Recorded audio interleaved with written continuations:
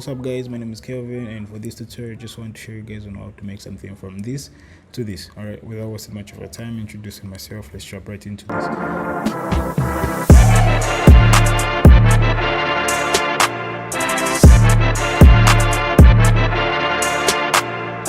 So this is the original image, and then this is after we apply the filters. All right, you might ask, this is just okay, all right, why make it something like this? So one thing you should keep in mind is a design is never complete unless you do more to it. All right, I do love even the colors, they stand out more, and unlike this one, it's looking okay, it's just that's too foggy, I don't know, like the colors, they're everywhere, like the yellow is everywhere. All right, but if I bring something like this, everything is just in one place. The colors are in one place. The blue it's there, but you can't point it out where it is, but it's touching some of the shadows and stuff like that. I think I love that. And then I love how the skin is coming out here. The other reason why I'm doing this is because every image that you place here should have the same filter. All right, that's the main important thing. No image that you place here will have like a different filter, like a different feel to it. Is because we added certain filters that are controlling everything down below, right? So any image we drop below should adapt the same filters according to the filters that we're going to apply. All right, so without wasting much of your time, let me show you on how to make the filters one by one. All right, first thing that we're going to control here, brightness and contrast. All right, so for the brightness and contrast, one thing I love doing is I love doing them oppositely. Like if the brightness is equal to -16, the contrast should be 16. Okay, and then it should give you something like this. I think this is something useful. Okay, so the other thing is we're just going to do a color lookup. So for the color lookup, we're going to use what's this?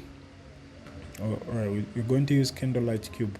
All right, so for the Candlelight Cube, I love changing it to U on the blending mode, and then changing the opacity maybe somewhere like 60. All right, so we're going to have another color lookup on top. I think let's use teal orange plus contrast. I think this one is okay because it's bringing out the gold to look more natural, unlike the way it is here, right? So I'm just going to take this to maybe 40, and then bring the U to normal, and then you should have from this to this. All right, the god, we want the god to be like the god to stand out on its own. All right, so that's the reason why we're doing all these.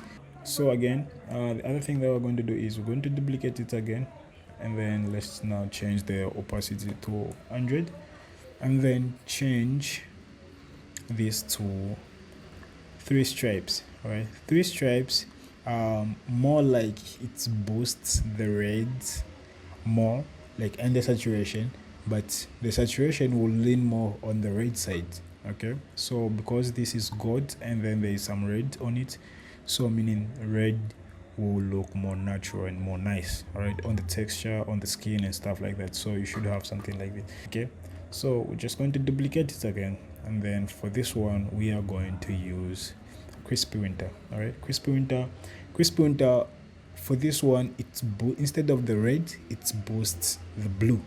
All right, so for 3 stripes, it boosts the red, and then increase the contrast. All right, but for Crispy Winter, it boosts the blue and increase the highlight.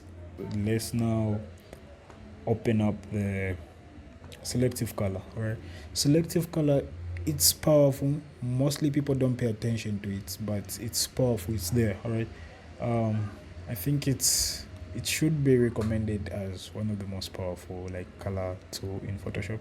Most people don't pay attention to these color filters, but I've seen a lot of people don't pay attention to this. They rather go into the camera raw instead of just using these, because you can still make something great. And then they are reusable. These one, they are reusable.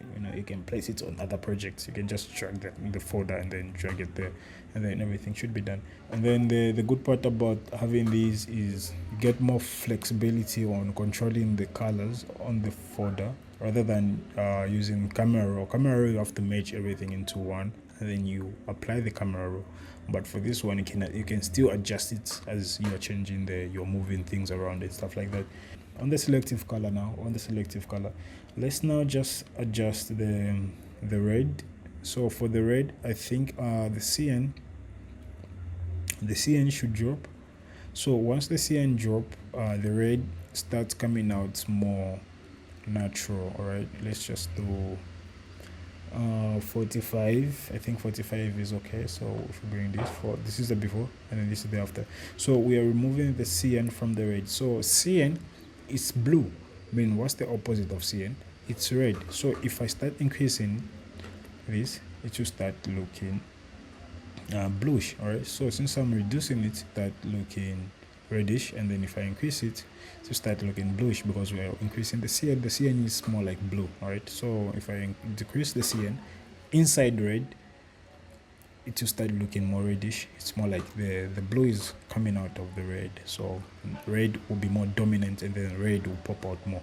All right, so this is what happening here. So the more I reduce it, the more the red comes out. So the more I remove the cyan, which is the blue inside red, meaning it will start looking more reddish. So let's just do that. So let's just say 45. I think 45 is okay. Magenta is bluish. All right, so magenta is bluish, so we're just going to reduce it again. So we're just going to say negative 40.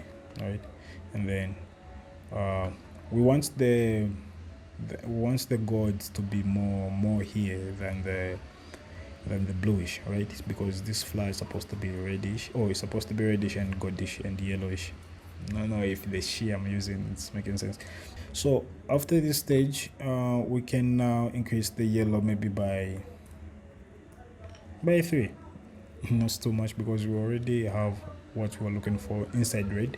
Now let's go inside yellow. So inside yellow, we're just going to remove the cyan, but not all the way, maybe like 90, negative 90. All right, maybe like negative 90, maybe something like this.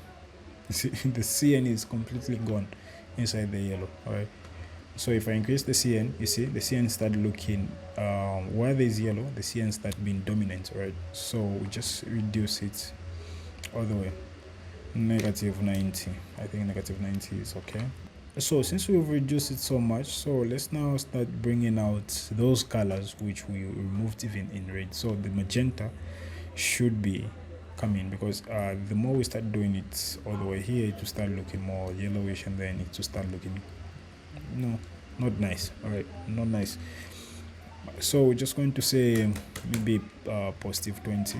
We're just going to say positive 20, something like this. I think this is okay. This is super. This is super nice.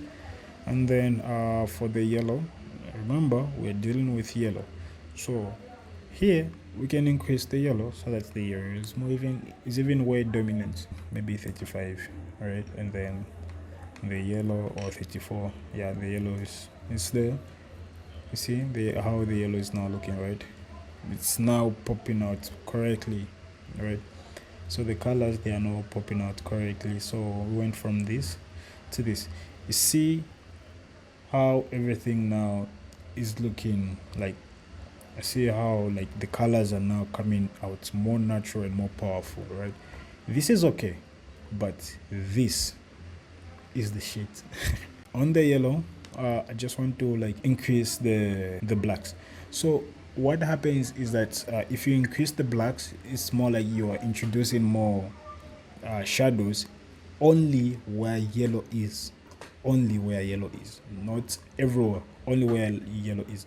So if I reduce the blacks, meaning I'm putting light, the blacks I'm taking away, so I'm reducing like negative black, right? So negative black meaning is positive white. So that's the reason why if I remove black inside yellow, the yellow start looking white, right? But if I increase it, yeah, the yellow start looking dark. Like I'm applying the black inside yellow, and then the yellow start looking a little bit darker. Go all the way to, let's say 40. I think 40 is okay.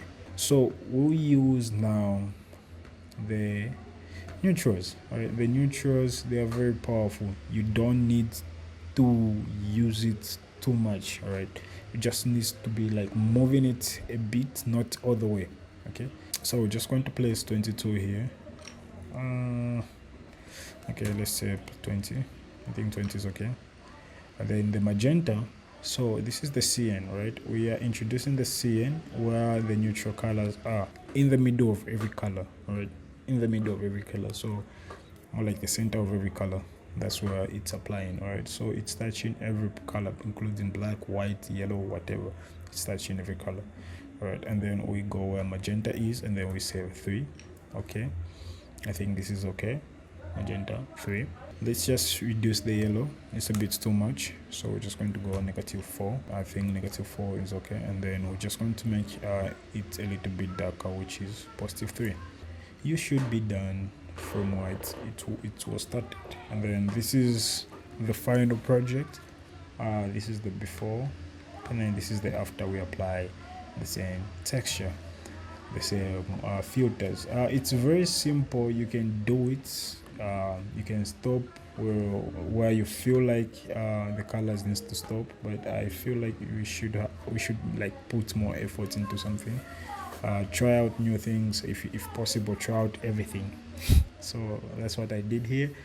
And then if you like this, if you want me to share the file, just comment there. I'll share the filters. Peace out.